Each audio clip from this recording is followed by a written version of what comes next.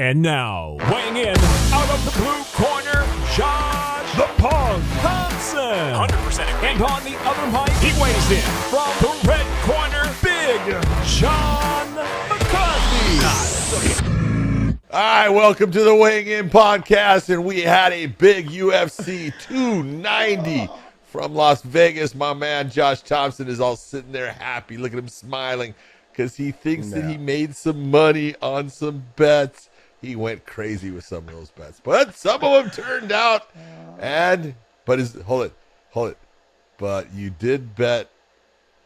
You gave a bet that Bo Nickel could get knocked out in the first round. Just switch it around. You would have been really good there, man. Almost had it. Yeah.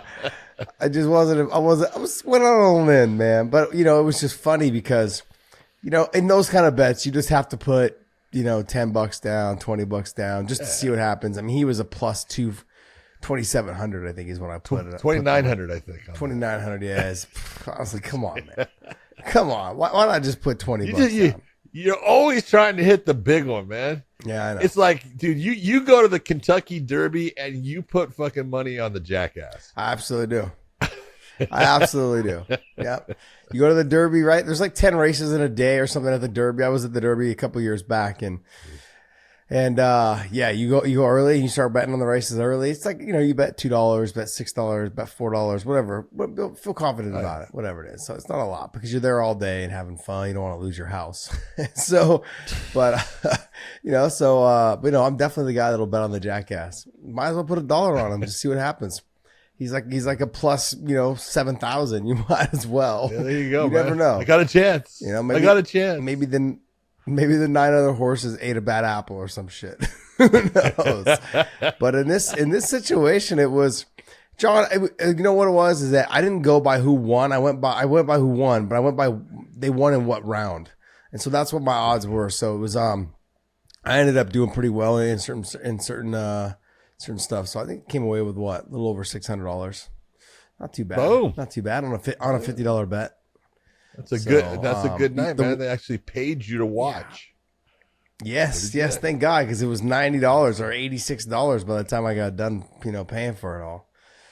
But it was we had talked about, because we do a little segment called Weighing In on the Odds, and we hadn't done it in a while. We kind of got away from it when we got away from our one of our sponsors, and we decided, like last show, I was like, you know what, there should be some good odds in this fight, so let's talk about it. So we brought it up and we started talking about it again. I think we'll kind of bring that back, just mainly for the pay-per-views. Maybe we'll do it, for some of the big time main event fights, but I looked at the odds, when I started looking at it and breaking it down round by round, I saw that Volk was Yair, Duplessis, and these guys, Duplessis, people were correcting me how I was saying it. Duplessis. It was that if I picked it by the round, right? Because I ended up going with Duplessis in the second and the third. And bro, he ended up, like I said, that $150 bet ended up making me a little over $600. And then I was killing myself. I put another $50 on Yair to win in rounds 2 and 3. And I picked Volk to win in 4 and 5. But I was also thinking, because I did the same thing with Whitaker and Duplessis on them overlapping in that second round. I had Duplessis in rounds 1 and 2, and I had Whitaker in rounds 2 and 3. So I overlapped them, but I didn't overlap this fight, and it was killing me because had I overlapped, and no, who told you? You said John, you did.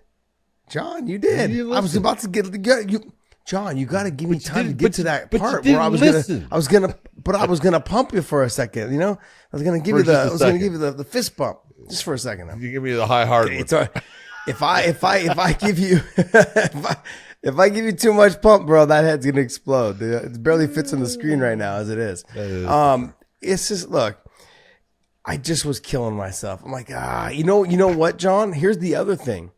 I did the very similar bet with Floyd Mayweather and Conor McGregor. I took it by round, and I said like Conor would. I said Floyd would beat him by like rounds. I think it was like rounds 4 on up. And I stopped it. At round 9, and he ended up beating him in round 10. Round 10. Damn, same thing happened.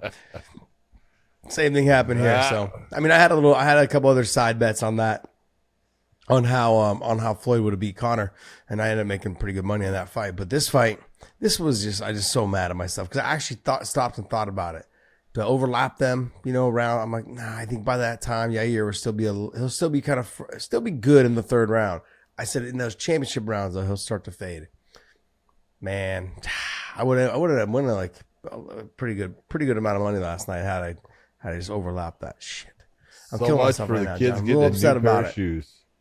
Man, bro, let me show you a video of how many shoes these fucking little rugrats have. Whole hallways filled with them.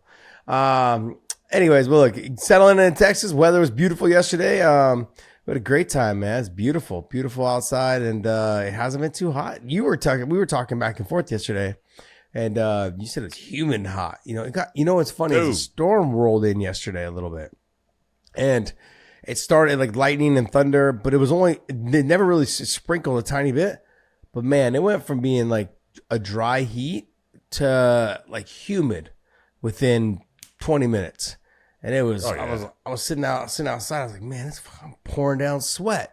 And then after the storm rolled by, I felt it was back to dry heat. It was different. Normally when it's humid, it feels like it's humid all day. It wasn't humid all day yesterday. It was nice. I like it.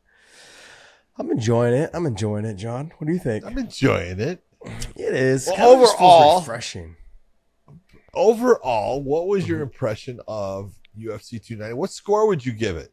I'd give it a 9. We normally start talking about it was 9.5. I was gonna say I'd give it a 9.5. It was a great night of fights. The only reason why I wouldn't give it a 10. The Duplessis and Izzy thing in the middle of the cage really bothered me. That was ugly. It's not. That was ugly. People are laughing. People think it's funny. That's just not funny, man. That's not funny. It was ugly. It's not funny. It's stupid. It was just. It just we're looked right bad. We're in a country right now. We're in a country right now where this type of shit needs to go away. It needs to go away. Like you can't be saying. Doesn't matter. Doesn't matter if you're black. Doesn't matter if you're white. Look, if you know that it will racially spark some more problems across the country, please don't. As a role model, and look, and I love Izzy. It doesn't matter. I love Izzy, and I think Izzy is. I understand what Izzy was trying to do, trying to get under his skin. I get all that, but we're still trying to set an example for young children, and there's young children in that arena. There's young children that were sitting at home watching. I mean, my kids were sitting in the room listening, because they were, they usually watch the fights with me. That's just not. We're gonna lose fans because of that. Bottom line is, you're gonna lose fans. People are gonna be like, man, this is what they say. This is how they talk. I love Izzy as a fighter. I think Izzy's a fantastic fighter. Like when guys like Mike Perry say it, like it's a one-off, it's now everyone laughs and jokes about it because he had his 23andMe, but and he's got like an eighth of it or whatever. I don't even know what it is. It's such a small amount, but look, it's not at that level of the intensity in which it was said. It's not okay, because we all know that South Africa went through a really tough time during the apartheid, and then also too with Izzy being black. It just doesn't make any sense, John, to ignite that flame. It just doesn't make any sense. All to do what? Promote a fucking fight, brother. You are so good, and this guy just upset Robert Whittaker. We were on here last week talking about, man, Robert Whittaker's the better fighter all the way around. Apparently not. Nope. Apparently not. I mean, it's like, and that's all you need. You can say, look, I am African. You know what? I am, but if you look at my roots, but to throw the words around, and you have young children in the arena, it turned me off. It turned me off, man. Like I said, I got young kids inside the room listening to this, and it's like, it's not a thing. That's how, when we talk about how kids are inherently good, hearing things like that on TV is what makes them go to school and cause and say things that they don't realize they're saying. And that's not a good thing. That's how that's how things like this expand even more. And we're trying to get rid of these type of things. So anyways, look, I don't want to carry on too much about that. I just think I would have given it probably closer to a 10. But that right there, that part of the show really, I didn't know what to do. I was like stuck in a position where like my kids are cuddled up with me and we're watching the fights, and it wasn't. I was watching. I was watching it with a couple of people, and they were sitting there going, "Wow, that's just ugly." Mm-hmm. They go, "Yeah, that's definitely not a good look," and I don't think the UFC is going to be happy with the way that played out. In the end, they're going to look at that and go, "Yep, that was not good. We need to have something different." Dana did say in the post-fight presser, he doesn't he's like, these guys are fighters. Izzy can say whatever he wants. Yeah, no, he's always said that. Dana's always been, hey, we don't tell guys what to say, and he doesn't. They give them free reign to, be able to, put out what they want. But in the end, when you're looking at the entire situation, there's just no point to it. Yeah. It didn't help in selling the fight. It did not. No. And it's a matter of, look, Driscus is from South Africa. He's African. Mm-hmm. Okay? There are people that are, from Africa that aren't black. Yeah, big deal. It doesn't matter what color your skin is. Who gives a shit? It should be a really good fight. They got two different styles. Mm-hmm. And I think Izzy's going to touch him a lot. But I'll tell you the one thing I saw again, and I thought Whitaker had the power that could really stop Driscus from coming forward. Well, that dude's got a chin, man. You got a fucking rock for a chin. He is in shape. He's got cardio. He is a tough son of a bitch. It's going to be an interesting fight. But let's talk about this in order, the way that we should. Let's go from the man who put on a performance and a half again.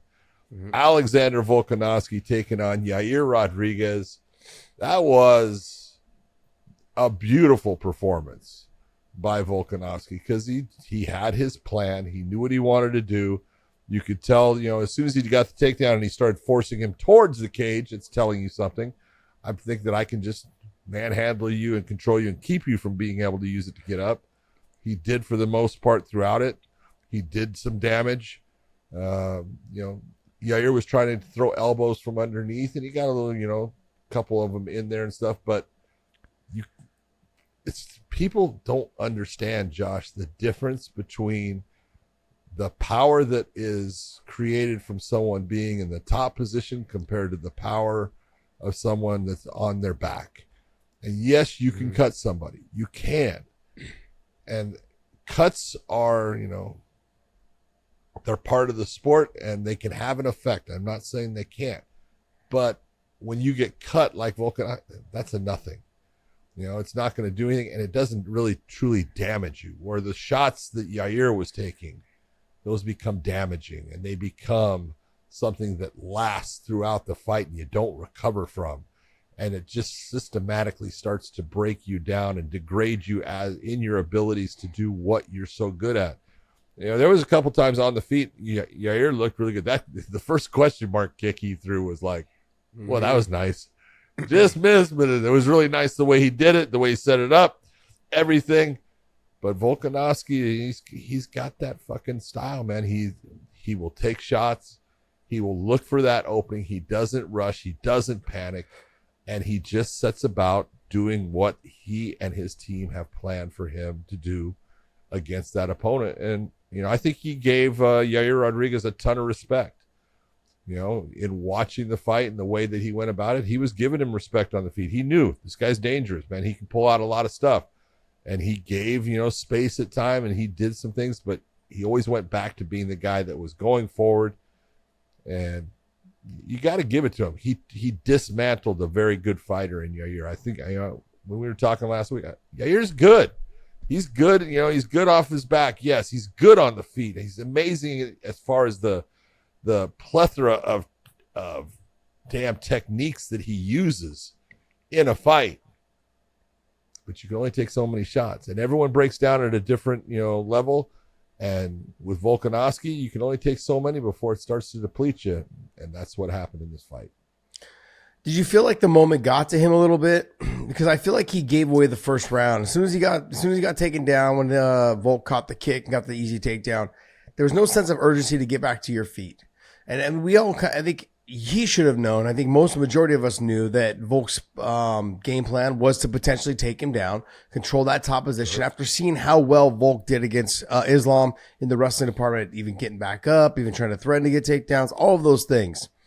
We've kind of figured that his game plan would be to take Yair down.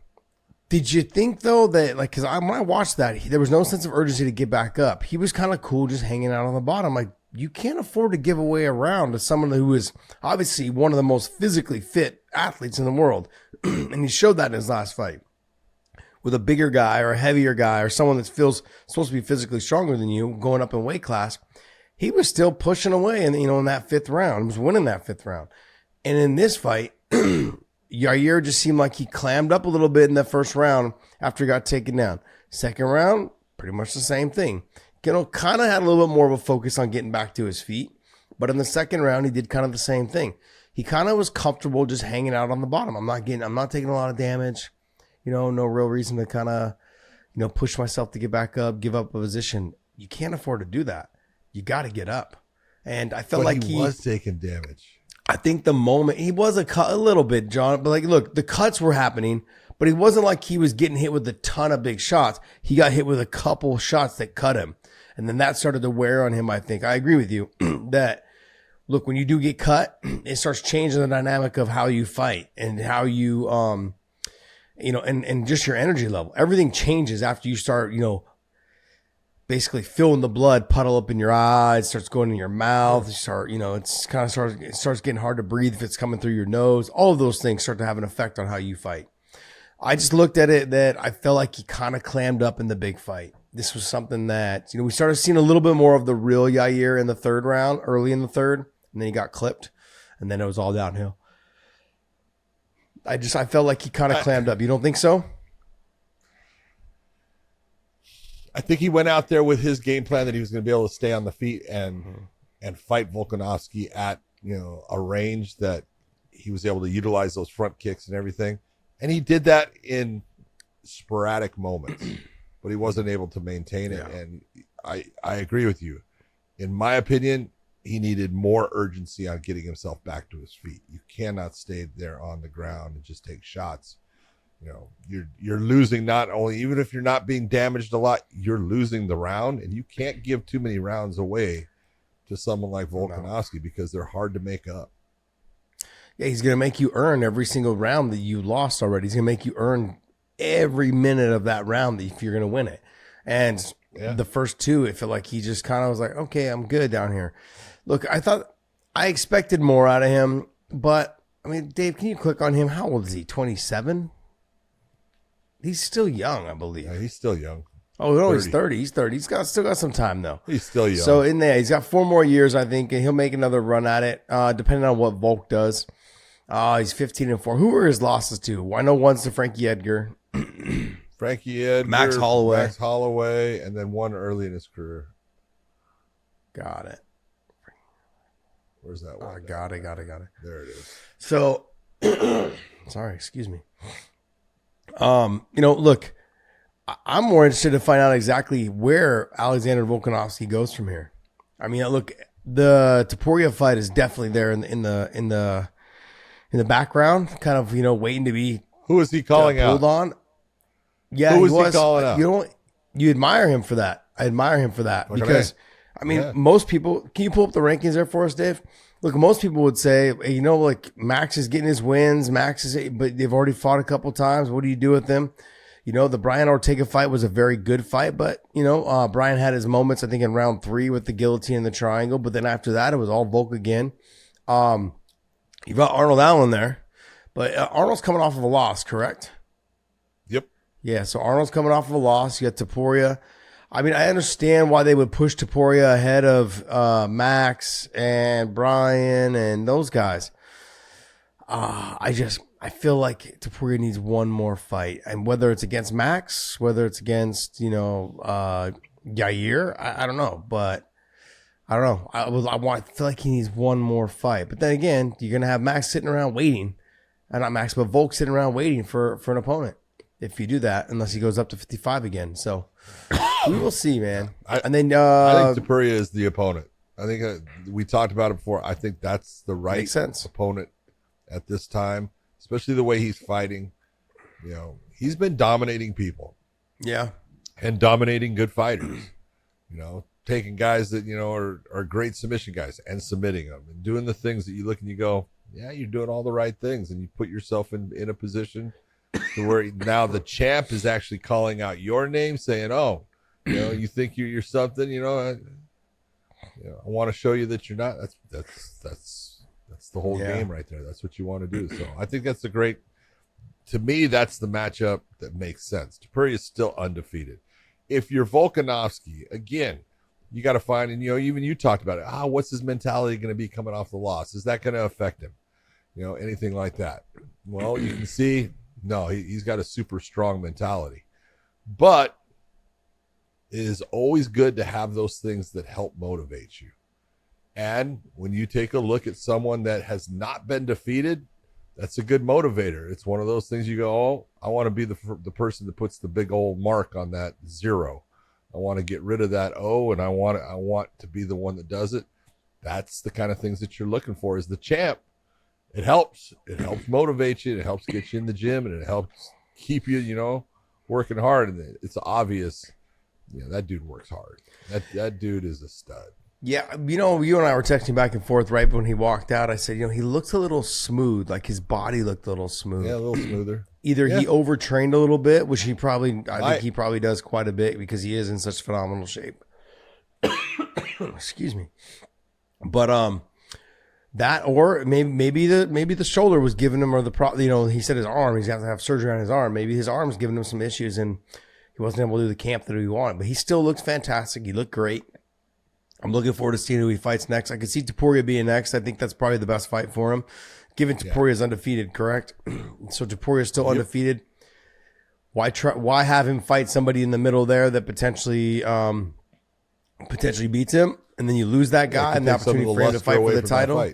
Yeah, then you lose all the luster in that fight, and then it'll be against somebody that Volk's already beat. So give him the fresh new blood. That'd be a good little go. So, I mean, the two of them stylistically, I think, match up pretty well. I mean, how do you see that fight going? Topuria and Volk. Again, you take a look and you say, man, Topuria has just looked fantastic.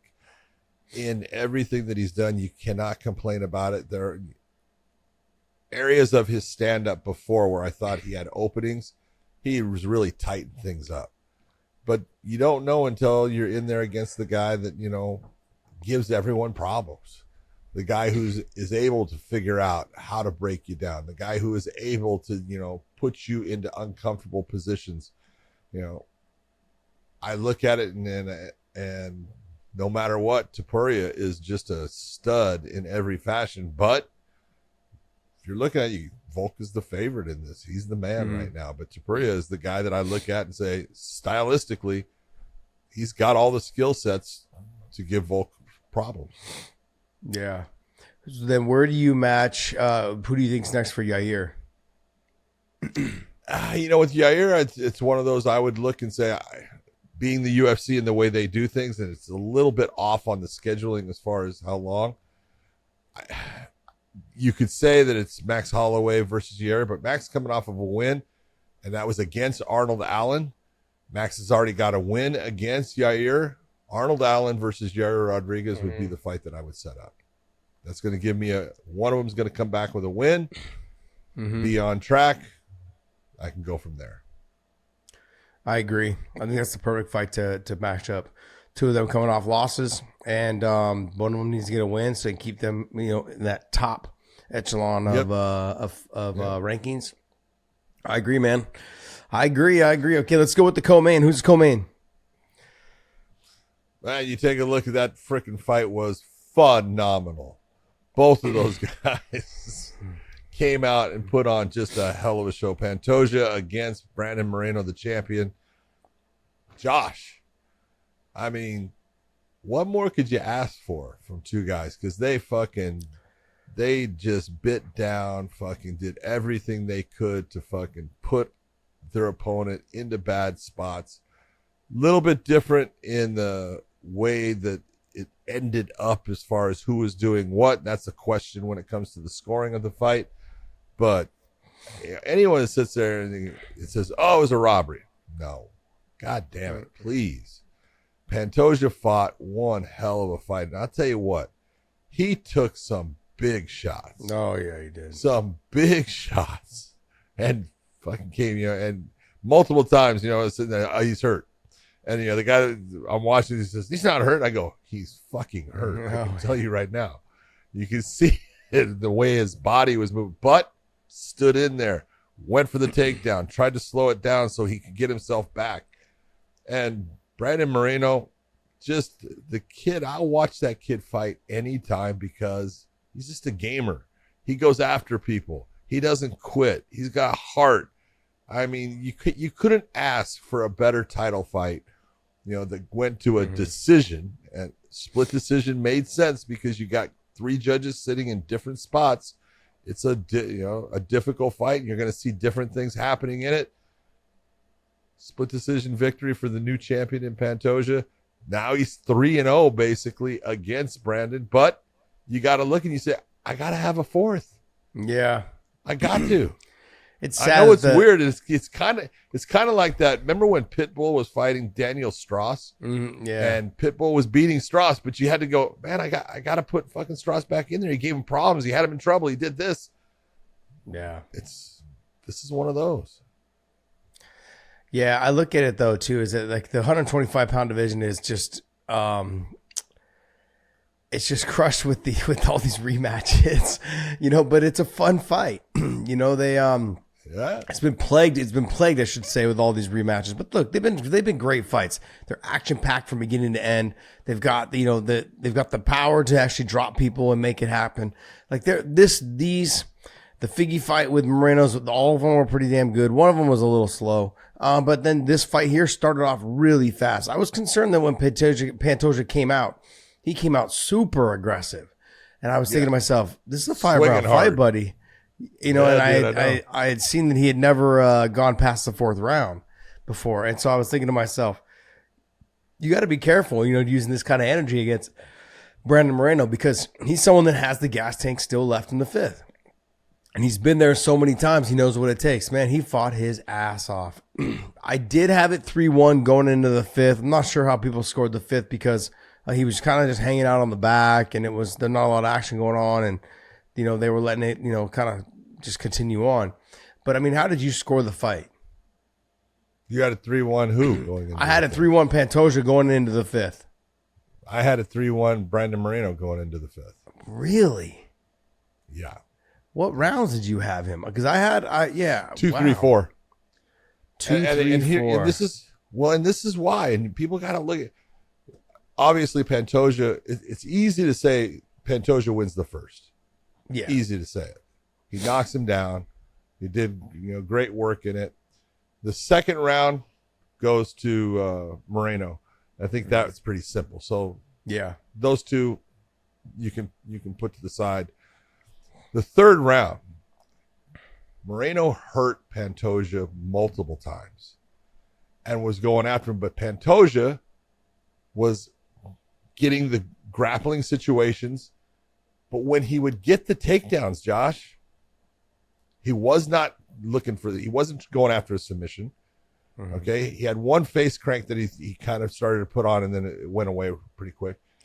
And he was always in that position. He was trying to control. While Moreno was, when he was trying to put him out.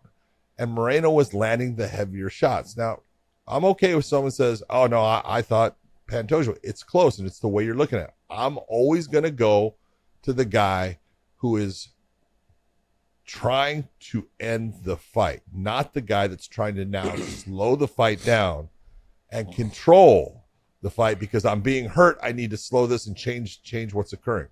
That's what I saw in the third round. That's why I give it to Moreno. Fourth round, you take a look at it. I think all the judges went with Moreno. He won that round. And the fifth round, I don't know how you can give it to Moreno. I thought that was a pretty simple one that Pantoja, although he didn't do any real damage in it, he had the back, and he was able to control most of that round throughout where Moreno wasn't able to be offensive. And you got to give it to Pantoja as look at he won it off of the grappling and stuff like that. So it really comes down, in my opinion, who you gave that third round to. It's who you give the third round to is who you're going to say won that fight. And so that's why it's a close fight. Yeah, I mean, like I said, I had it 3-1 going into the fifth, and the fifth, I think, secured it all up. I mean, I could have given maybe one more round to Moreno, but I think, I thought Pantoja, I felt like he just landed the harder shots. I felt like he was. You look at Moreno and how bloodied up he was. He felt like he did more damage. That Pantoja's shots had more of an effect and did more damage. The way that Pantoja's hair is, the way that he was bloodied up also. And he looked, I think something similar happened with Trevor Prangley when he fought Jeremy Horn. He looked tired. And that has an effect. I really do believe it has an effect on the judges. When you look like you're tired, then he would explode. Boom, boom, boom. And then he would go back to like kind of just, like you can see his body get depleted, but then he would fight hard again. And so I'm like, oh, man.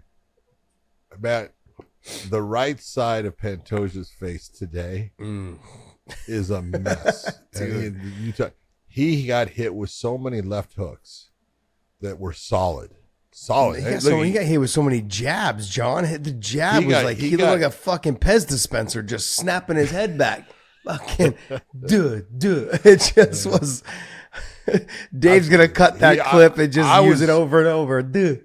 I was so impressed with the shots that he was able to take in that fight because man, he showed he's got a beard because man, he took some big shots to the body. Brandon Moreno had that one sequence where he threw a beautiful hook to the body, brought it right back up to the head and landed both. And you look and you go, man, that was sweet. But I was a little bit, in listening to the coaching, people are talking about that too. And it's like, coaches know what they need to say to their fighters. Don't go off of, because the coach says, yeah, we're up. But as soon as he goes, but we need this round, that's telling you he doesn't think I don't know, and it's then that's fine. And that's what you had. You had Pahumba on one side, trying to tell, Pantoja what, hey, I need this round. Yeah, you're up. I need this round. Well, that's telling you that truthfully, he goes, I don't know where we're at. And it was the same with Saud on the other side with Moreno. And that's what you're supposed to do with your guys. I thought the fight was fantastic. It could have gone either way. Both guys gave it everything. And Pantoja came out on top. And I can't wait to see number 4. Yeah, I wonder if can you pull up the rankings there, Dave? At the 25s, I wonder who they're we going were talking. This is what we were talking back about. To the same thing. If you're Pantoja and you've already beaten him twice, you're saying, "Man, I've beaten you twice." And he kind of said it. He goes, "But man, he got a lot better." Yeah. So, yeah. Well, I mean, look, do you throw in somebody like a Royval or Albazi, in the middle there? Yeah. And then then you can. I mean. You don't have to go straight back. It's a matter of, in this situation, Moreno just won the belt, really, right? He's defended it against Kai Kara France. Now he's lost it again. Okay, put somebody else in there. It's all right. You could put, any of those guys, in the top 5, I would say right now, any of them. Well, because they got to get rid of Figueiredo already said he's going to 135. They still have him. Number 1 drives me crazy. Yeah. But isn't Pantoja the one that Royval threw his shoulder out in that fight? No, that was against Moreno. Oh, it was against Moreno. Okay. That was against Moreno, yeah. Yeah, so I was trying to figure that out. But I would love to see Royval in there, man. And I think Albazi, he's also up right there as well. They're 3 and 4. Maybe you don't want to kill, because with Figgy out, you don't want to kill one of your prospects. So you want to probably have, someone like Moreno fight somebody else in between, maybe Nicolau or Perez or Schnell or somebody that potentially, but then you get too far down, you don't want to lose him either if he does lose. So I don't know, maybe you have him sit and maybe you have him, you have Pantoja fight somebody else in the middle there and give Moreno a little bit of time. Who knows? But look, these guys are so evenly matched. I think all of these guys, especially Royval and Albazi and Pantoja and Moreno. I think you're going to find anybody in that 125 that you're looking at. That belt could just be handed to this person. Next one is this person. Next person, this person. Back to this person. It's so even, and there's not a whole lot of difference between these guys. So it's a great division right now. It's fun division to watch. Man, they're putting on great performances. I'd love to see fucking Henry Cejudo come back. I would love to see Henry. I don't think Henry can make one. Look, Henry had a hard time making 125 back then. Yeah. He ain't going to make 125 now. What about, do you think there's any chance to get DJ back? No. No? I didn't think so either. No. I'd love to see him come in with the new breed. Like the younger guys. I mean, don't get me wrong. I still think he walks the room. I just think he beats them. And nothing against any of these guys. I think they're all fantastic. But they're all the gritty fighters. They're all technical. They're all very, very good, well-rounded, extremely well-rounded. Good on the feet, good on the ground. But none of them have the wrestling capabilities of DJ. None of them have the speed which DJ has. They don't have the varied attack. Yeah, they don't have like what DJ did to Ray Borg. Remember that? The takedown right to the arm bar. Takedown right to the arm. That's like a move that everyone. It's like the takedown everyone does. None of us ever thought, you know what? Let's just go ahead and attack the arm right now. Just fantastic. I mean, he's creative. He's that video game guy, man. He's making up moves on fucking the UFC EA game. Just going like, hey, I can do this, I can do that. So I'd love to see DJ back in just to kind of fight. I'd like to see him and Horiguchi. That'd be a great fight. Again. But those are the two guys. If you're going to look, outside of the UFC, yeah, DJ's still the best 125-pound fighter. Now the problem with DJ is he's getting older. Let's just be honest. What's he, 36 now? I think so. I think DJ is 36 years of age, and man, when it comes to the smaller weight classes, that speed, it's a mother, and he's always had that advantage. 36 years of age, and he's so good. Yeah, but he's definitely not coming back to the UFC, so you're not going to see it. But him and Horiguchi are the two that you could take them and put them into that division, and they could beat. I think they could both go in there and beat the guys that are. I'm not going to say they're going to beat him. I'm going to say that they're going to compete. I think DJ definitely will come in. He's definitely going to compete. He's definitely going to I think he's going to beat them and pick them apart in certain areas. I can lean more towards DJ doing that. Horiguchi, though, he's got to fix some holes in his games. He's fantastic. He's good all the way around. Got good takedown defense. But I think that on the feet, guys like Pantoja, is susceptible. Yeah. So his speed is very deceptible. Like he's going to be fast. He's going to get in, get out. He's got power. That's the one thing with him is he's got power. But Pantoja seems like he's got some pretty damn big power as well. I mean, the way he sat Moreno down in that first round and everything he threw was with fucking conviction last night. That's what made that fight so good. Is that he sat down and bit down on that mouthpiece. He sat down on every punch and he fucking threw trying to get the knockout. That's why I leaned more towards Pantoja. Even though you said, like you were saying, that there's moments he had to slow the fight down because he was throwing everything with so much power. He was loading up on things. He was sitting down on it. He was just gritting and just getting after it. He wasn't pacing doing himself. Takedowns because he was out of breath. He was getting takedowns because he was getting hurt. Yeah, a little bit. There's a difference. Sometimes he got the takedowns because he was tired. John, I've been there, man. Like you land a hard shot or you get hit with a hard shot, but you're also getting tired because you've been exchanging so much. Look, I don't want to see them run it right back. I want to see someone in the middle there, but I don't know what to do with Moreno in the process because you don't want to lose one of your other prospects that are coming up. So Who knows? Maybe you have Royval and Moreno fight again, since Royval already has, he has a loss. Is Albazi still? Is he undefeated? Albazi? Can you click on Amir Albazi there for us, Dave? I think he's undefeated, isn't he? No, he's got one loss. I thought he was undefeated. Who did he lose to? Dun dun dun. Who, Albazi? Yeah, Jose I said Torres. UFC. Oh, and no, it wasn't in the OC. All right, well, I guess we're gonna see. We're gonna see what happens. We're gonna see. All right. What's up next?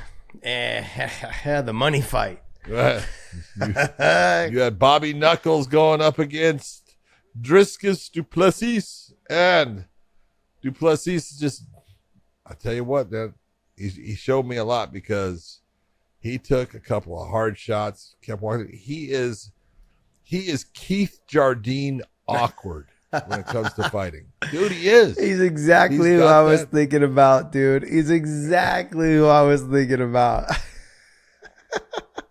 But tough as hell. Just same as Yeah. Keith was, man. Just tough as hell. Takes a big shot.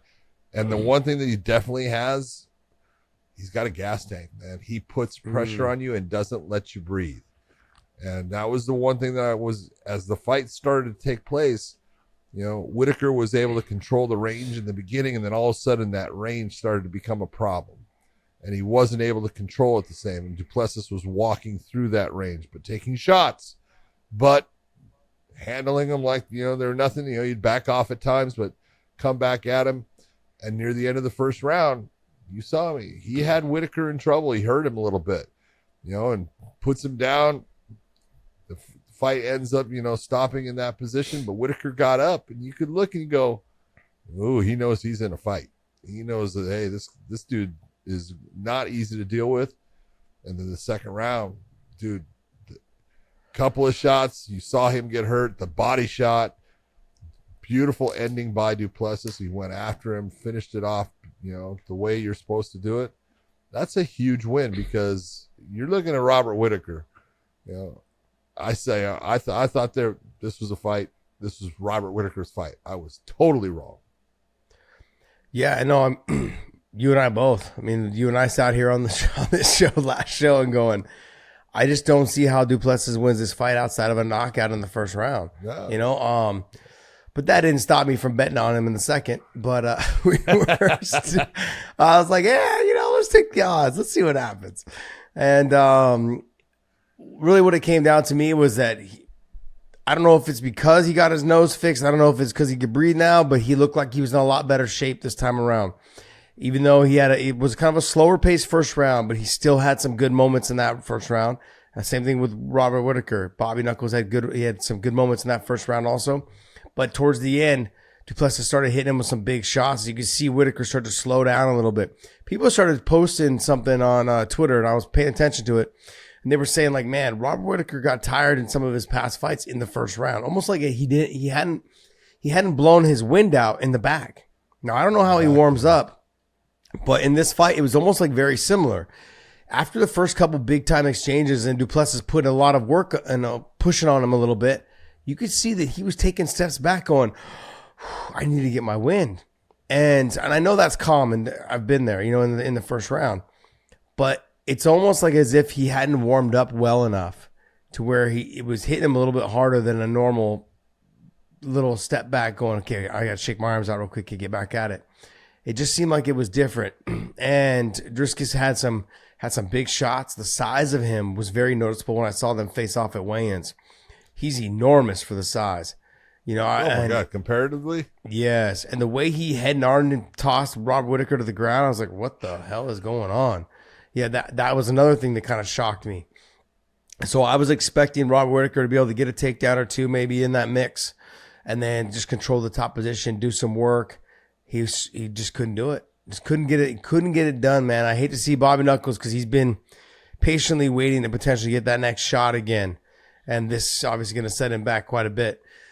And he's good. I mean, Dricus was on point. The cardio was on point. Everything was going well for him last night. He was firing all cylinders, and I thought he had a great performance, man. A really good performance. So I'm looking forward to that middleweight title fight, But Let me ask you this.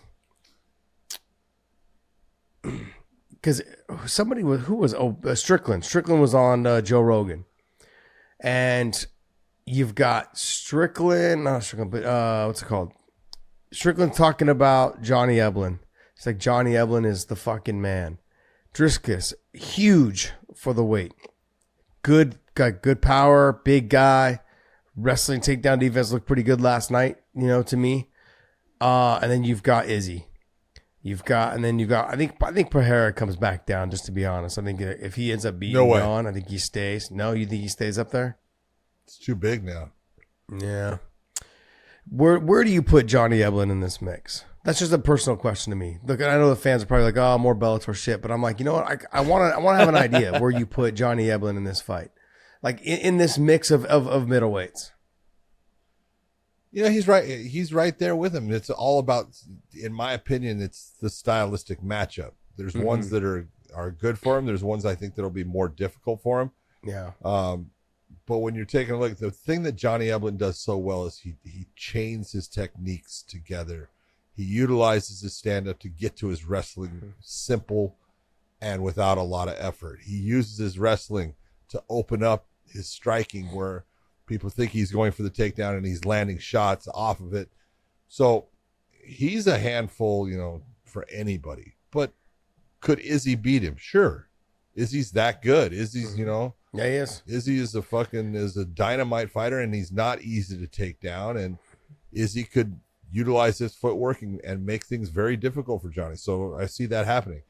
Duplessis is more of the fighter that I look at as he's tailor-made for Johnny Eblin, in the fact that he's got good stand-up, he's got good power, he's tough, but everything that he does is very straight up and down. He's very stiff, straight up and down, and that's going to lead to Johnny having an easier time with his style and the way that he comes about the fight. Now, he's got a great gas tank, but Johnny Eblin's got a great gas tank too. Yeah. So that kind of, washes out in there.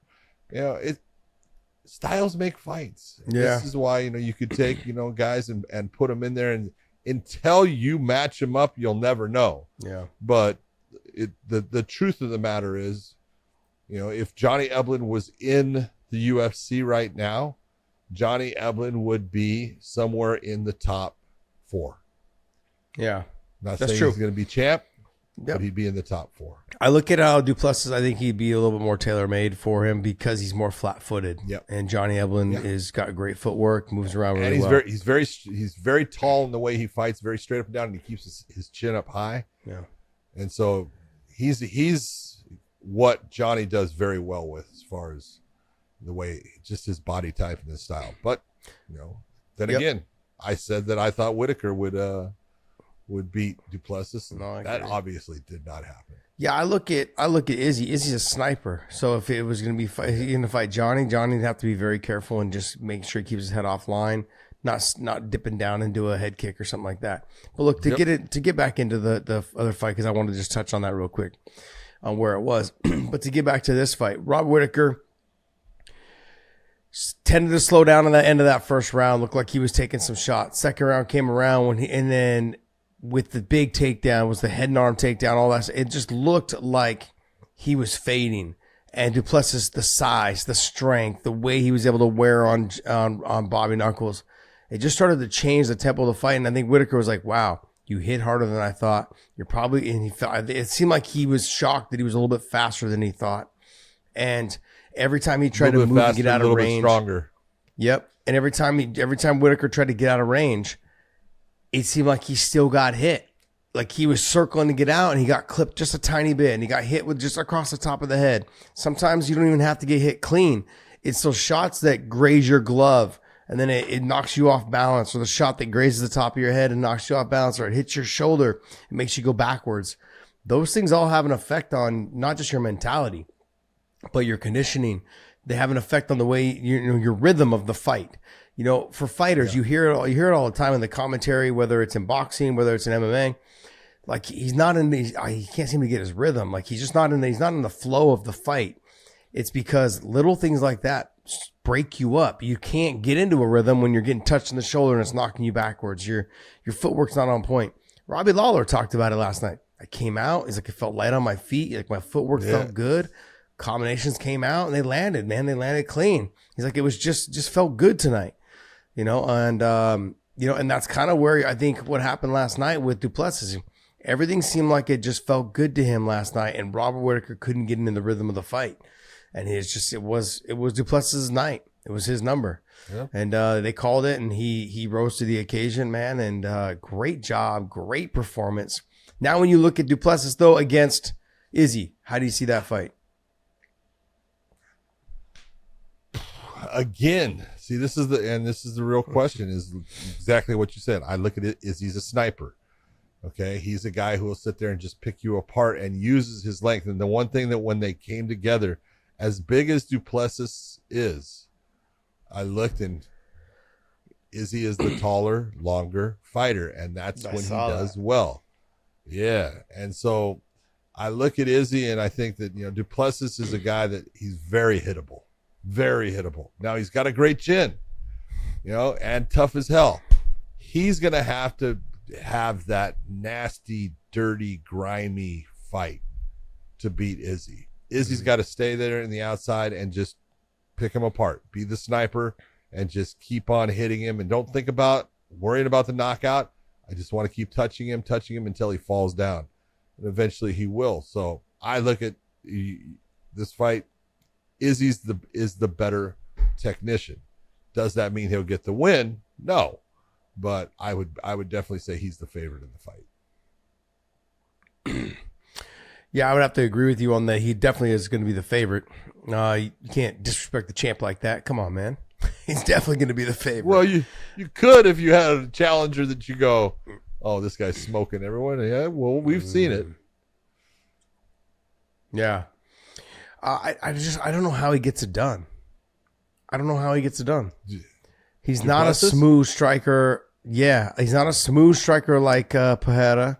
He's not like he's got the wrestling, but it's not like top level Derek Brunson type wrestling, in terms of that weight class. No. He's a gritty, grimy fighter. I mean, he's got to make it. To me, John, he's got to make it a dirty, grimy fight. He's got to make it a bar fight. He's got to make it a bar fight. And I think that's the only way that he gets it done. But then again, I said something very similar when I said he was going to fight Robert Whitaker. Robert Whitaker's he's going to be the better technician.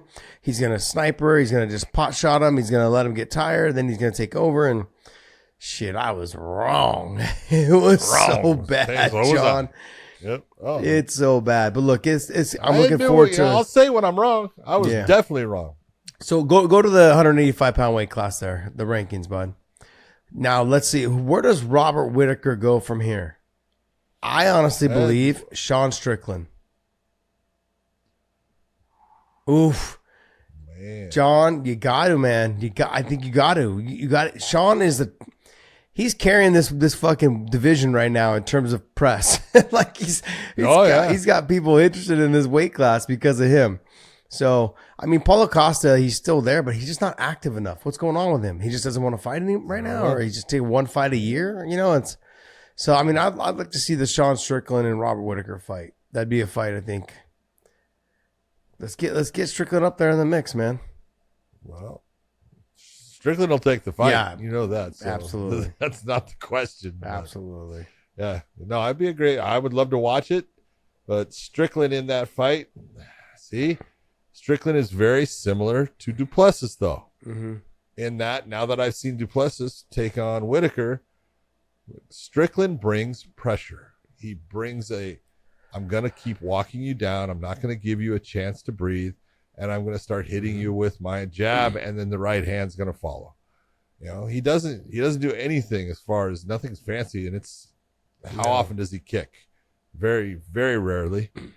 So he's a basic fighter, but he's very good at his basics, and he creates pressure.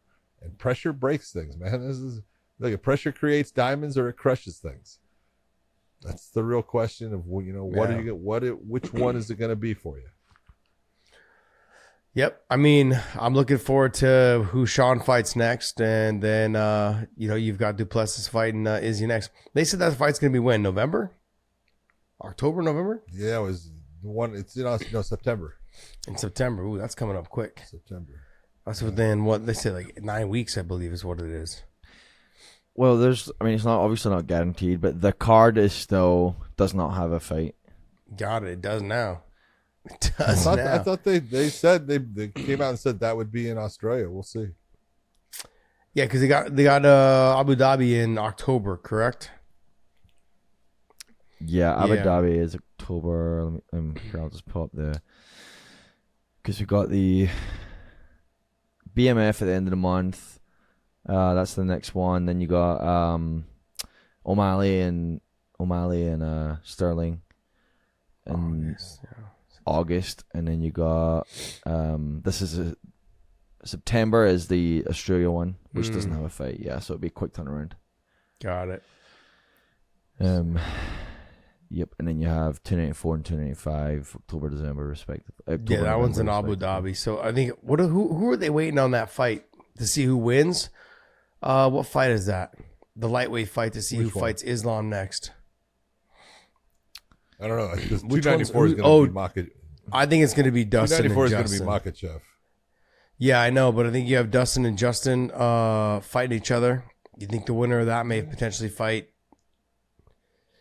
No, Charles will probably be. No, Charles will be next. Charles should be next, correct? Yeah. Yeah. Yes, Charles should be next against Islam. It's gonna happen. So you have from Abu Dhabi. From Abu Dhabi, you'd have Charles against Makachev, because Makachev he's a big seller, big name in that area. So yeah, makes sense. Got to make the princess happy, man. Yeah, maybe. All right, next. We had Dan Hooker against Jalen Turner. This was a great fight. They went after it, man. Dan Hooker, no matter what anyone said, I love his interview afterwards was, hey, did you break your arm? It's a scratch. Dude, tough as fucking hell. He was in trouble in that fight. Jalen Turner had him going, and then he just kept up with what he does and just made it a dog fight. Took the second round, and then the third round comes about.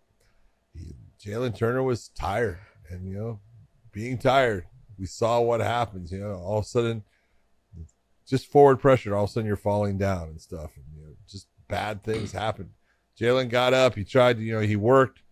Wasn't enough. I thought that Dan Hooker definitely won that. It was a split decision, but Dan Hooker deserved that win, and he got it the way it was supposed to be. And a very impressive performance from a guy that, you could have looked at and said, if he lost this one, it doesn't look good for him and stuff. So it's a big win. I'm so happy for him. And I'm a huge Jalen Turner fan. I love Jalen Turner. Same He's here. a fantastic fighter. But in the first round, he tried to be Dan Hooker tried to be a striker, just like Jalen Turner, in terms of using technique and not. Jalen Turner needs to stand directly in front of you, be a sniper, pick you apart. He needs to touch you, mix up the head kicks, mix up the inside leg kicks. He uses good slight head movements to make you miss and make you pay. Dan Hooker is a great striker. He's a really good striker, but he's not a technician. You can't go technique against somebody. Dan Hooker is a grimy, just dog in there, and he needs to fight like that. And then as soon as he decided to do that, the fight changed. As soon as he realized, I can't stay on the outside and let this guy hit me. I got to get in the inside, threaten some takedowns, don't get him, come back up with some uppercuts and some hooks, get in the clinch, do the work, throw some knees. Once he decided to do that, the fight changed. It changed instantly. It changed. And Yep, I agree. I couldn't wrap my head around what was going on in the beginning, in the first round. I'm like, you're obviously not winning on the outside. You need to get on the inside and crush the space. It's just not working for you, buddy. But man, he made the adjustments after he came back after this, the corner, made some adjustments, came in. It's like, look, let's just get after it. Let's get in there and make it a dog fight. And What was driving me nuts, John, was his fucking hair. I don't know if people like for my fight with Nate Diaz, I had long hair in the front just like he did. See, I'm and my saying whole fight, I was this. doing He this. did it for Trump. He knew Trump was going to be there, and Trump's hair would do that, and so he was just mimicking him. But when I fought Nate, the same thing. I had to keep pushing my hair out of my face, and then he was doing it. I'm like, damn. I'm like, it's so annoying. I'm watching you as a fighter. I'm like, it's so annoying. But man, he fought his ass off. To me, it was the best fight of the night. It was so great. I thought it was a fantastic fight. To see someone, he lost convincingly. He lost the first round. And that second and third round, he decided, like, you know what? Fuck it. This ain't going my way. What do I got to lose? Get after it. Make it happen. And he did. Holy shit. Great fight. Great job. I couldn't have been happier for him, man. And like you said, his post-fight interview, John, was hilarious. It was awesome. Just a scratch. Just a scratch. Oh, it's funny, man. I love it. So did you see the X-ray that they put out? Yep. I'm hitting that again. Put out the X-ray. It was definitely broken and stuff. And that happens when you're blocking kicks, especially when you're blocking a kick with one arm. It happens quite often. I mean, he was blocking a couple of them with his face. That one. Come on, that clean. one hit him clean. No idea. And how I was like, up. dude, I don't either. Because, I mean, it was as solid as you could get with a foot, not the shin. But, man, still, let me tell you what, that was a hell of a shot that he just walked through. All right, your man Bo Nickel taking on. You don't. What's that? Sorry, you don't have to get kicked hard to the head to get finished. It just got to touch you, and 'cause it's not something you normally see. And he obviously didn't see that one because it landed flush. No, and that's the whole thing. Is usually kicks up high, you don't see it, so you're not prepared for it. But Bo Nickel taking on Val. Mr. Woodburn. Make John. The hell's with that thing? I'm hitting it now. There we go. Val Woodburn came in. You know, you could tell, man, the pressure was there. You could see, you know, the nerves of being in that situation. Here's a guy that's never been in the UFC. He's in the main card, the start of the show, the whole thing. He was tight going in. You know, this was, you know, you got to give him credit for taking the fight, but just not the fight for him to get a win against Bo Nickel. Bo, you know, the wrestling's great. Look, his hands are getting better. I know you said it was an early stoppage.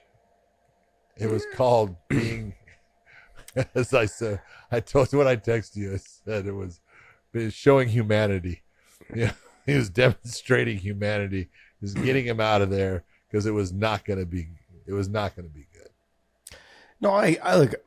I understand when we've had this. I've had so many conversations, John. You know, I've had conversations with these refs and the judges all the time when we're at Bellator events.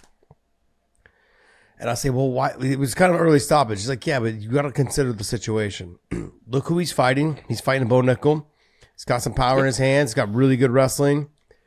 He got dropped. He got sat down. Where is Bo Nickel going to do most of his best work? On the top position from the wrestling position, because he knows he can hold anyone down. He knows he can grind them out. He was able to drop him on the feet, which he shouldn't have been able to, but he's not known for his striking, whereas this guy's got big power, and Val's supposed to be the one that's supposed to be the better striker. He's the one that got dropped. He got hit with 3 shots, boom, boom, boom, that sat him down. And so in that process, if you're a ref, you're going, look, it's only going to get worse for him. It's not going to get better. He's going to get starched probably even more. You know, he's going to go, he got stiff when he got sat. And then now the guy that can wrestle is on top, end up landing the bigger shots. And so it was probably a smart stoppage by the ref, but I also look at it too that it was a tiny bit early. I'm not going to go too far, but it was a tiny bit early. But I felt like he was done though. He was done. And this is where, you know, sometimes we'll talk about it. We say, you don't have to see that last nail be hammered into the coffin to know that it's over. Yeah, it's not a title fight either. You know, if it's a title fight, I understand. If it's a... And how much time did Val have coming into this fight? What, like 10 days? 3 days. 3 days. 3 days. 3 days. It's like he didn't train for it. Let's be honest. nothing is going on his side in that. So Yeah. I understand the stoppage. But look, Bo Nickel is proving himself to be someone. You're looking at that middleweight division. Who do you put Bo Nickel against next? Who do I put him against next in the middleweights?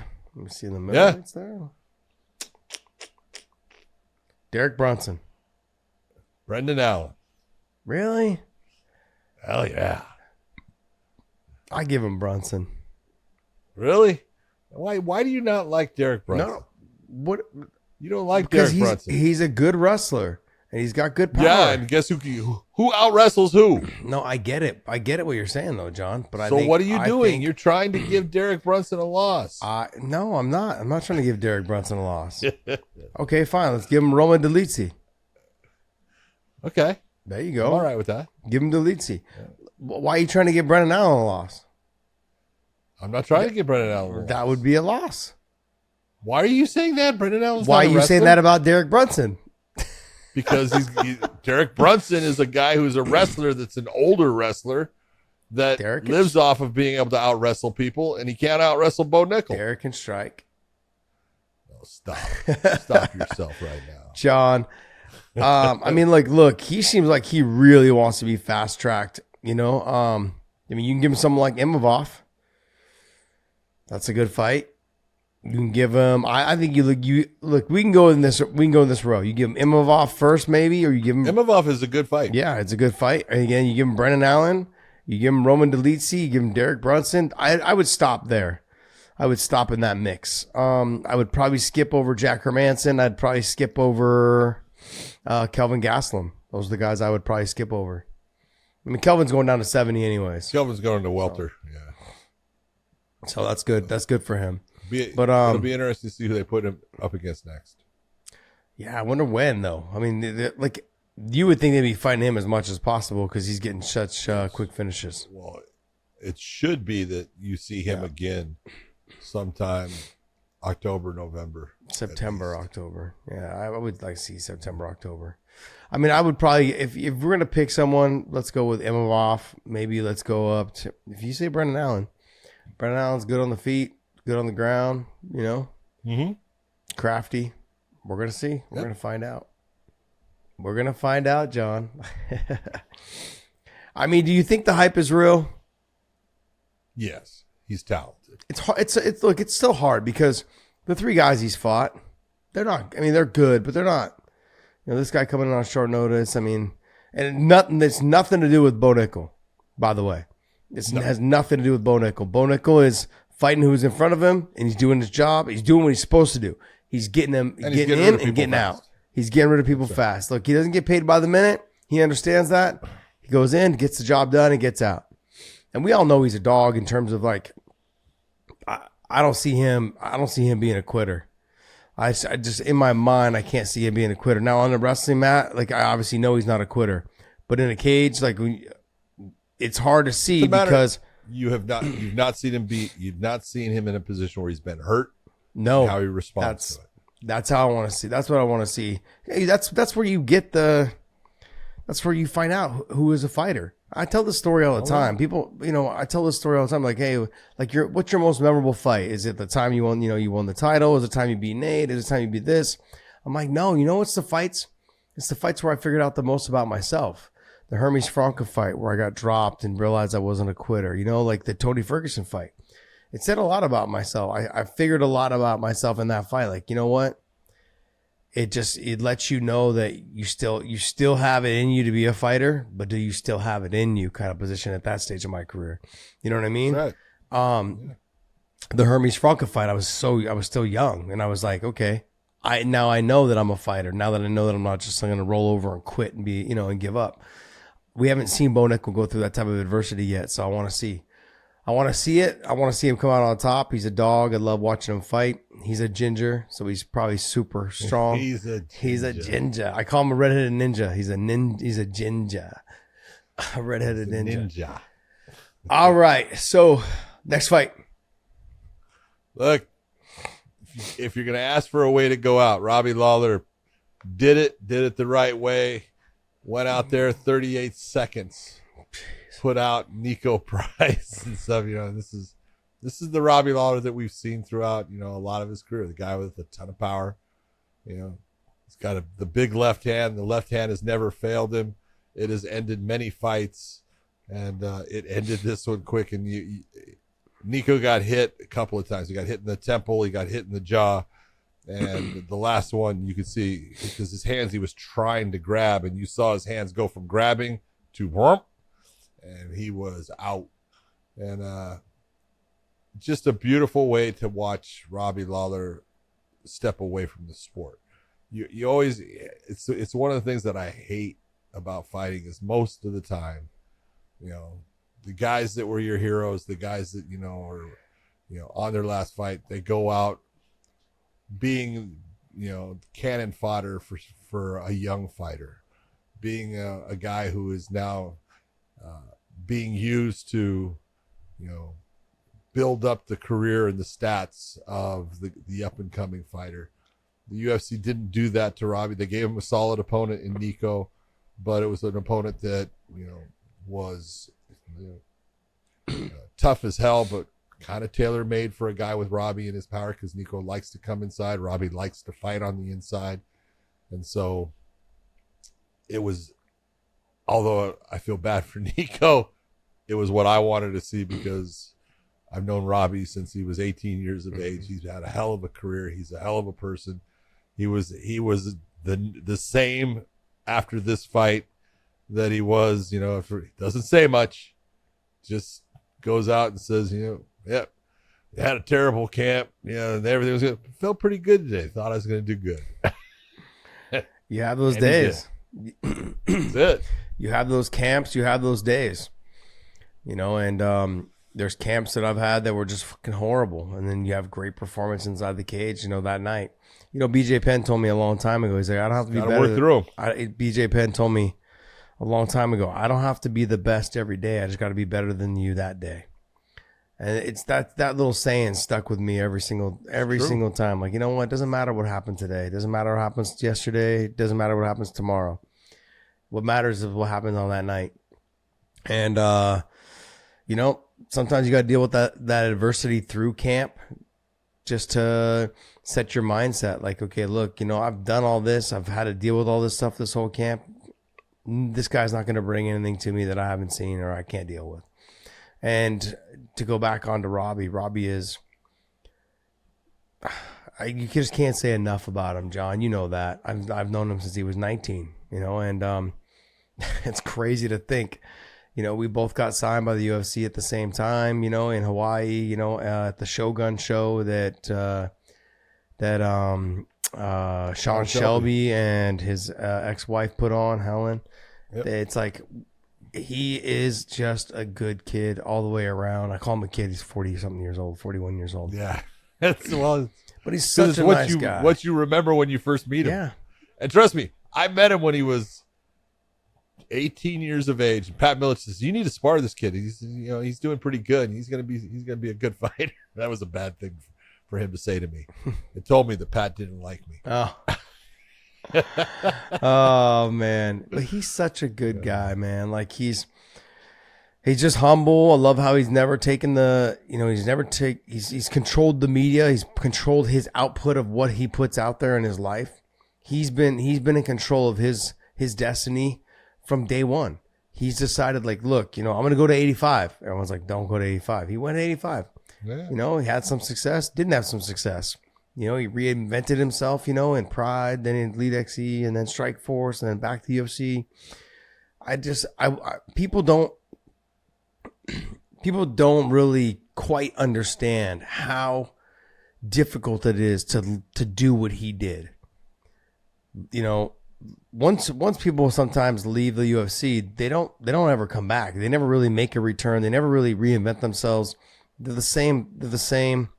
Whatever it is. Robbie's always been the same, but Robbie's reinvented himself in terms of his commitment, I think, to the sport, his commitment to making himself, better in certain areas, understanding what it takes to be that next level champion, and going out there and achieving it. And I just can't say enough about the guy. Like, if you've ever got a chance to meet him and talk to him and hang out with him and fuck, he's such a fucking good guy.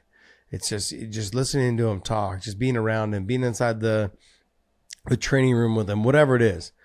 He doesn't have anything bad to say about somebody. He won't say it if there is something there. He's just like, yeah, whatever. He just goes about his business, and that's it.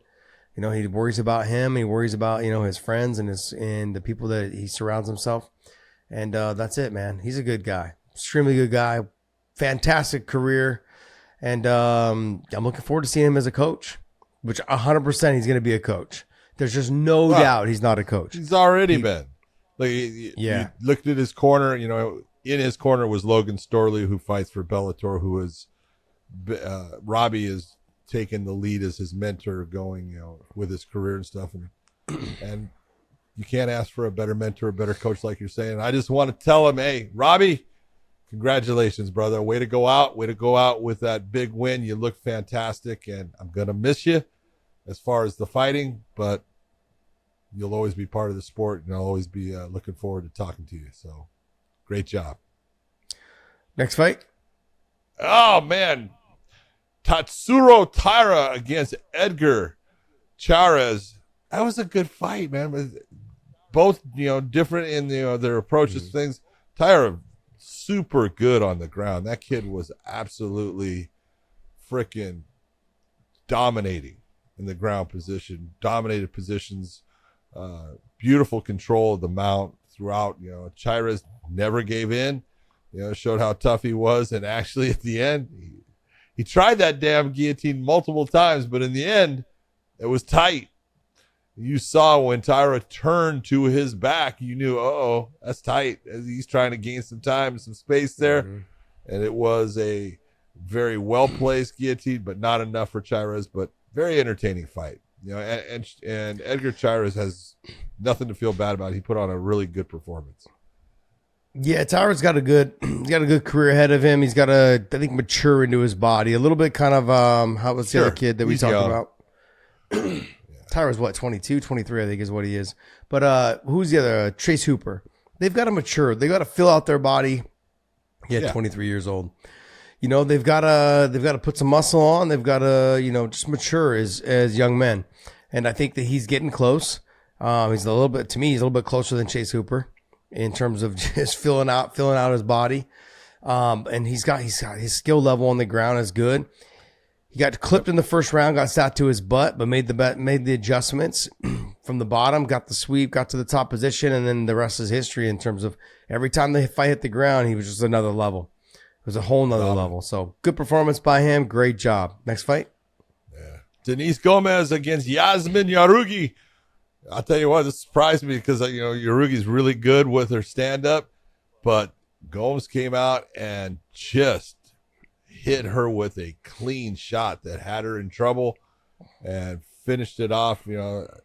This is one I saw a couple people saying, she could have kept going. No, Jason Herzog gave her every bit that you could give her. She wasn't able to respond in the right way to stop. She just was a punching bag. 20 seconds in, Denise Gomes comes out with a big win, and that was a big win. Yeah. When very similar to the Whitaker and Duplessis fight, you have to can take into consideration when someone is such a really good striker, a technician, someone that's slick, you cannot fight. The same thing with the Hooker fight and Jalen Turner. You can't always fight them technique to technique. You've got to make it a grimy fight. Gomes saw that, like, you know what? Look, I can stand on the outside, fill this fight out, or I could take the fight to her and be aggressive with it and, land a big shot, then get into the wrestling, the grappling, whatever it is. It seemed like that's what the game plan was to really just get into her face, throw big shots, make her feel uncomfortable right off the bat. One of them landed, and basically she just followed up nicely and got the finish. Good job on her. Good job on getting after it. Just understanding what you have to do. You can't always stay on the outside and just get picked apart and be like, okay, every round goes by like that. You got to make those adjustments. And I think she started off the fight that way. She didn't have to make the adjustment after the first round, like how Dan Hooker had to. Good stuff. Congratulations. Yep. Alonzo Menafield against Jimmy Crute. And poor Jimmy Crute, man. I think he thought that this was going to be a different fight. He took a lot of big shots from Menafield in their first fight. Boy, he took some big shots again in this one. But when he went for the takedown, he stuck his head to the outside. You go, don't put your head there. and Minifield grabbed a hold of that, got a beautiful submission. I thought for a second that Crute was actually taking his gloves off. He's on his knees taking his gloves off. I thought, is he retiring? Is he quitting here? I didn't. I don't think he did, but it was one of those. It was like an odd thing going on there and stuff. He's got a lot of fight career left. He's only 27 years of age, but that was a big win for Alonzo Minifield, who probably should have won the first one, but had the point taken away from him for grabbing the fence and cage. It ended up being a draw, and that's why they put this fight back together. But nice, clean win for Alonzo Minifield. Good on him. He looked physically just a lot stronger, just a lot. He just looked like, to me, he looked a lot more relaxed and just I'm not gonna overdo it. I'm just gonna wait for you, and he did. He waited for his counters, and when Crute would try something, he made him pay. Yeah. Next fight.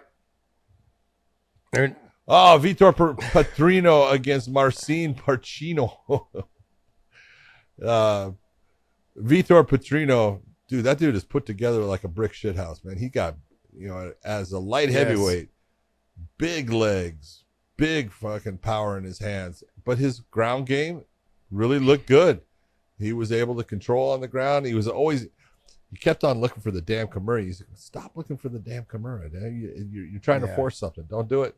But Prachnio wasn't able to do much as far as offense against Petrino in that. And Petrino just walked away with the fight. Nice job of always looking for the finish, and finally got it with the arm triangle. And then Cameron looked good. But the fight that I want to talk about though is, and I'm not talking about it just so much for the fight. Congratulations to Cameron. How do you say his last name? Simon. So congratulations to him on the TKO. The other thing too with Aguilar, congratulations to you on the KO, which was 17 seconds in. But John, let's give credit where credit is due. Jason Herzog. I love Aguilar is standing over Ross. and I don't know if he's if he's taunting him or if he's standing over him as in like, oh shit, are you okay? I couldn't see. But all I know is Jason Herzog comes in like a beast and just shoves him off. And I was like, that a boy. Whoa, man. If you guys haven't met Jason Herzog, man, he is such a funny guy. He's kind of quiet, very soft-spoken. He trains jiu-jitsu. I believe, is he a black belt? He's a black belt. He's a black belt in jiu-jitsu. He is just... if you don't follow him on Twitter, follow him on Twitter because people talk shit to him all the time, and he's hysterical. He's hysterical because he is very, he's very calculated in his responses. He's very intellectually gifted compared to most people. Yeah, he's the complete opposite of Josh Thompson. Is smart. Yeah, okay, same here. He's the complete opposite of Josh Thompson on how he responds to people on Twitter. It's freaking awesome, man. I love it.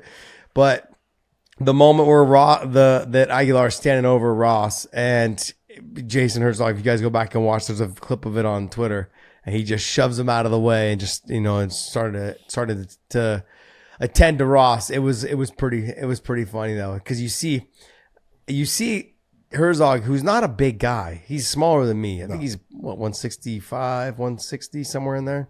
He's probably around that weight, but he's not a big guy.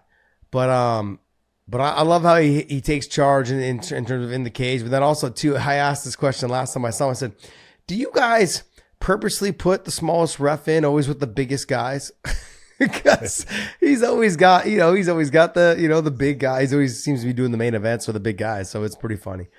Anyways, but good job by him on the stoppage, and he rushed in right away and got it. But good stuff. Anything else on this card, John? You want to talk about? No, I think we went through the whole card, so it's all good. Yeah, that's it. Well, let me ask you this. No, what I meant by is on the card is you gave it a 9.5. Yeah. In terms of 1 out of 10, 10 out of 10. Yeah, because look at let's take a look at this real quick. The first fight, the only one we didn't really talk about was a decision. Decent fight, not bad. Mm-hmm. Okay, but knockout in the second one, the one you're talking about with Herzog pushing him off. Simon came out, got the TKO, arm triangle in the next. Look at all those finishes. And when you looked at the ones that weren't, like the Chira's fight, great fight with a whole lot of things going on in it. Throughout it, for the most part, the Dan Hooker versus Jalen Turner fight, that was a great fight.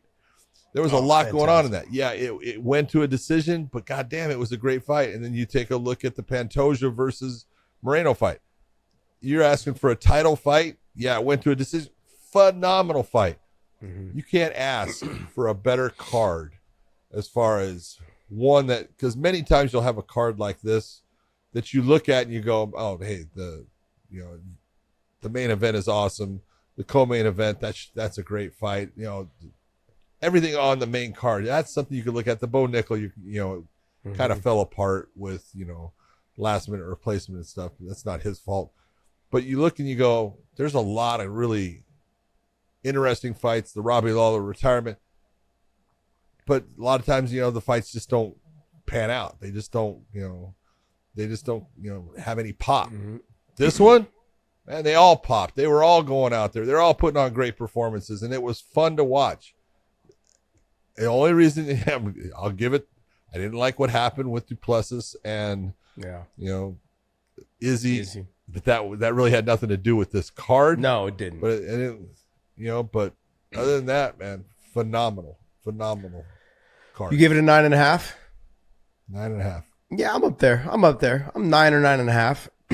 The only reason why I say I didn't give it a 10 would be because of the Duplessis and Izzy situation, and that really just turned me off. Like I said, I had 2 young kids in the room, and my son's head peaked up, boonk, right when things were being said, and it just kind of was like, it's just something that I don't know.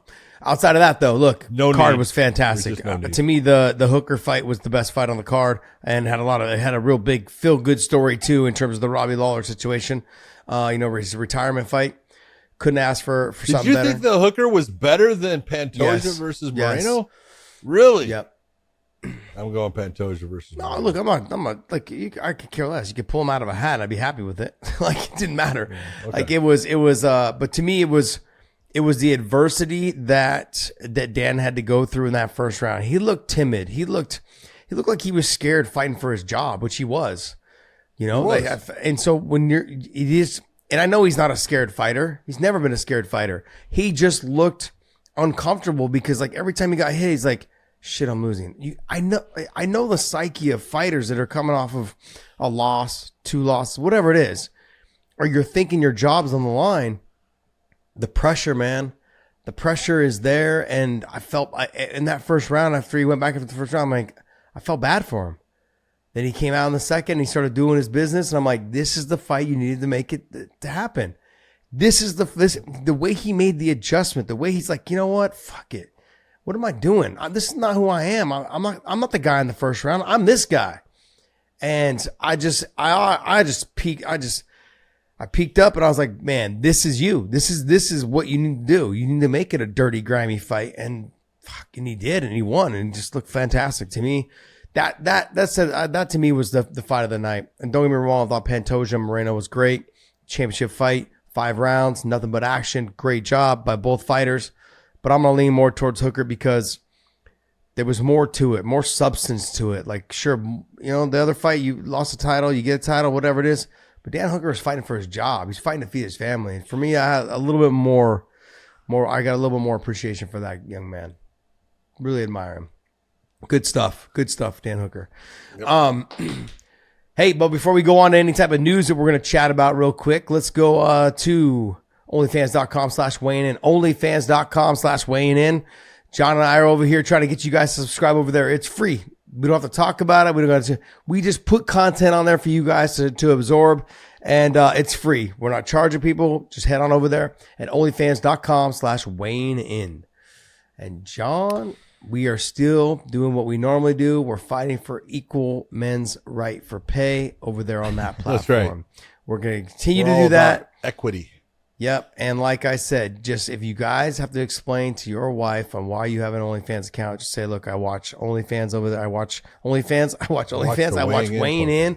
on OnlyFans over there. Do not tell your wife I watch OnlyFans. Yeah, don't tell him that. Usually will not work well for you. Oh, right. unless your wife's on OnlyFans.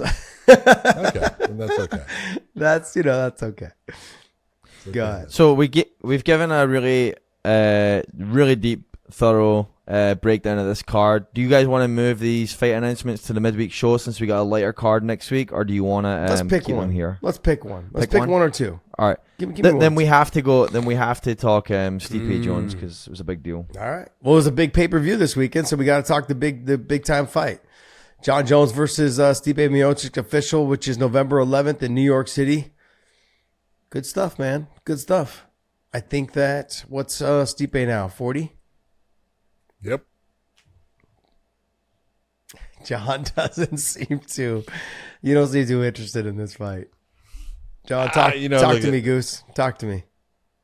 I've always loved Stipe, and he's a great guy, but not a good matchup for him. Not a good matchup at all.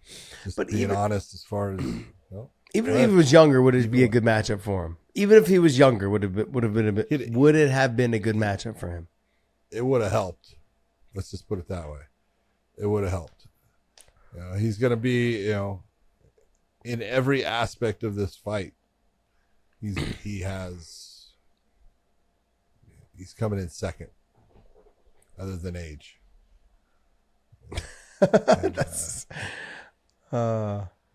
not a good thing. It's just not a good thing. Jon Jones is, people can sit there and say what they want. Congratulations to Jon Jones for winning the SB as the UFC's fighter of the year. You fight one fight, and you get the SB. That's kind of like, I'm not too sure about that. But one fight in what, 4 years? 3 years? 3 years. So, but I don't know. I just look at this, and like I said, Stipe has been a hell of a fighter, hell of a champion. He fought, Cormier 3 times, but he got beat by Cormier also. And just stylistically wise, I don't think this is a good matchup for him. I just think the time away. I think had he fought him maybe like right around the time he fought Ngannou, I think if he'd have fought Jon Jones around that time, I would have probably given him a little bit more of a chance. But now the time away from the sport, I don't know his training regimen, if it's been as consistent. It's hard to stay as consistent when you don't have anything really looming in the background, in terms of not the background, looming in the future for something that's will drive you and push you. He's done everything he needs to do in the sport. Both of them have. But Stipe at 40 years old, I think you're looking for things to motivate you. This is a fight that will motivate you, but he didn't have that for the 2 years he's been off. So what do you do now? It's like, were you able to get better? Or are you just the same? He is coming off of a loss. His last fight was against Francis Ngannou. That's how long ago it was that he fought. So, where's his mentality? It's so far removed. Like, does it affect his psyche at all in terms of that it was his last fight was a loss? It's hard to say. I think Jon, though, and I've said this about every heavyweight, guys like Cain Velasquez and Daniel Cormier were such great heavyweight fighters because they were wrestlers. Jon Jones can wrestle. And all those guys, if he can get you down, I think he can control that top position. And his ground and pound is better than both DC's and Cain Velasquez. He's got his elbows freaking nasty. His reach in terms of posturing up in the guard and letting the punches go and then mixing in the elbows with that, just absolutely nasty. So, I agree with you, Jon. It's not a good fight for Stipe, but I'm not going to count him out. Every time I counted that guy out, he found a way to win. So we'll see. You can never count a fighter like Stipe out. Again, styles make fights, though. This is Stipe in a lot of ways lives off of the fact that he can wrestle. He doesn't use it all the time. He uses it when he has to against guys like an Ngannou or something like that. Mm-hmm. And that's why he didn't win against Ngannou in that fight. Was he couldn't get him to the ground. Jon's wrestling in MMA is fucking good. Yeah. It's real good. And he's going to be able to put Stipe on the ground, on his back. How good is Stipe off of his back? That's not a position for him to be. Yeah. I agree.